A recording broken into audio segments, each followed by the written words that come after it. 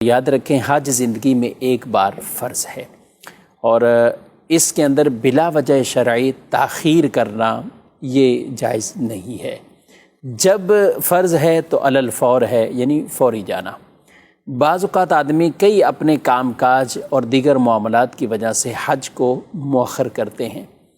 اور بلکہ ہمارے بزرگوں نے یہ روایت بھی باقاعدہ لکھی۔ اعلیٰ حضرت علیہ رحمہ کے والد گرامی مولانا نقی علی خان رحمۃ اللہ تعالی نے اپنی کتاب میں یہ روایت بیان کی ہے کہ جو شخص اپنے کسی دنیاوی کام کے لیے حج کو مؤخر کرتا ہے تو وہ آدمی دیکھے گا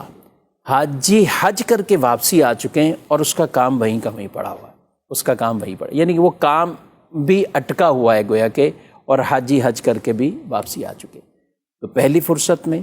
جب حج فرض ہے جن پر بالخصوص، وہ حج کی اس طرح تیاریاں بھی کریں اور حج کی ادائیگی بھی کریں۔ بڑھاپے کا انتظار کرتے رہنا، ابھی یہ ایک مکان ہے تو دوسرا مکان لینا ہے، کاروبار ہے، کچھ بچوں کی شادیاں ہیں، کچھ یہ معاملات ہیں، تو ان کو بیچ میں کبھی بھی کس طرح کے یہ آزار، یہ وہ نہیں آزار کہ جو شریعت مطہرہ جن کو عذر باقاعدہ مانے۔